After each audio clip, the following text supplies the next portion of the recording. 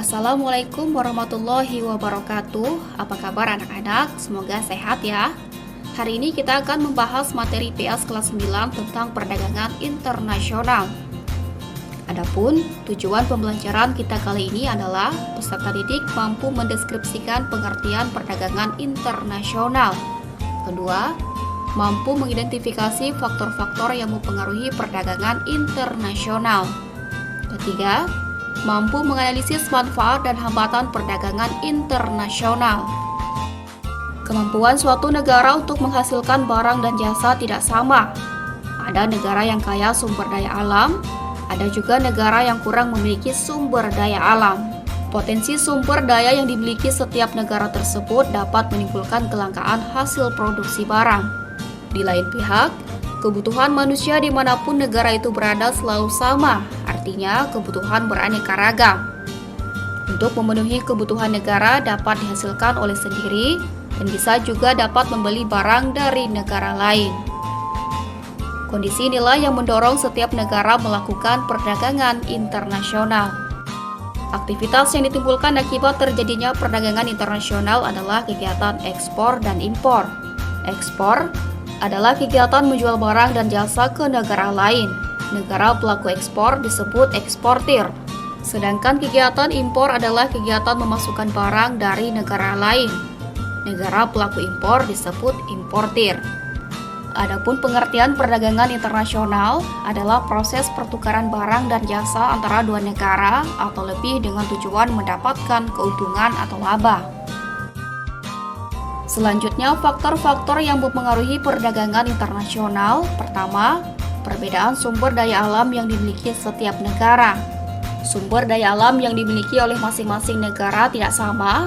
Misalnya Arab Saudi tidak bisa menghasilkan sayur mayur, maka mereka mengimpor dari negara kawasan Asia Tenggara. Indonesia memiliki peluang untuk menjual hasil hutan ke negara lain, maka terjadilah kegiatan ekspor-impor antar negara.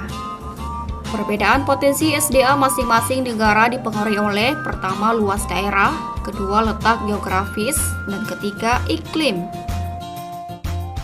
Kedua, perbedaan tingkat kualitas sumber daya manusia. Suatu negara yang mempunyai sumber daya manusia yang dilihat terutama dari segi kualitas, maka akan menghasilkan barang dan jasa dengan mutu dan kualitas yang lebih baik. Ketiga, perbedaan ilmu pengetahuan dan teknologi. Negara yang menguasai ilmu pengetahuan dan teknologi akan mampu memproduksi barang dan jasa yang lebih banyak, bermutu dan efisien dibanding dengan negara yang tidak menguasainya. Perbedaan budaya suatu negara akan sangat mempengaruhi barang yang dihasilkan. Misalnya, seni ukir dan batik Indonesia merupakan daya tarik tersendiri bagi negara lain untuk membeli barang tersebut. Demikian juga keramik Cina menjadi daya tarik tersendiri bagi negara lain. Perbedaan lain yang mempengaruhi perdagangan internasional yaitu perbedaan harga barang, perbedaan upah, perbedaan biaya produksi, perbedaan selera. Nah, selanjutnya apakah manfaat perdagangan internasional? Pertama, setiap negara dapat memenuhi kebutuhan akan barang dan jasa. Kedua, setiap negara dapat meningkatkan hubungan persahabatan antar negara. Ketiga, pendapatan negara meningkat melalui perolehan devisa hasil ekspor. Keempat, mendorong kemajuan ilmu pengetahuan dan teknologi. Kelima, mendorong pertumbuhan ekonomi dan menyerap banyak tenaga kerja sehingga dapat mengurangi pengangguran. Selanjutnya, apa saja yang menjadi hambatan perdagangan internasional ya? Pertama, harga barang luar negeri lebih murah dari hasil produksi dalam negeri. Ada beberapa negara yang menerapkan politik dumping, yaitu kebijakan menjual barang di luar negeri lebih murah daripada di dalam negeri. Salah satu contohnya adalah negara Jepang.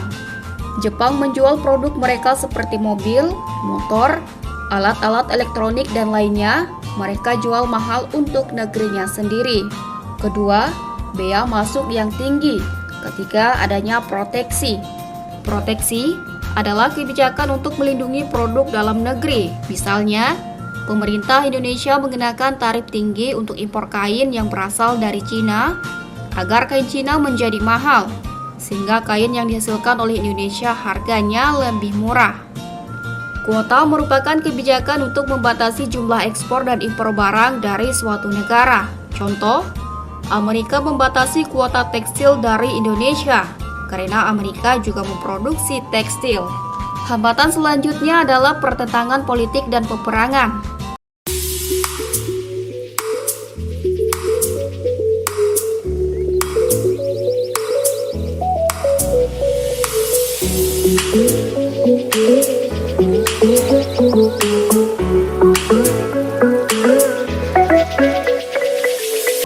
Anak-anak, demikianlah pembahasan materi tentang perdagangan internasional. Semoga bermanfaat. Assalamualaikum warahmatullahi wabarakatuh.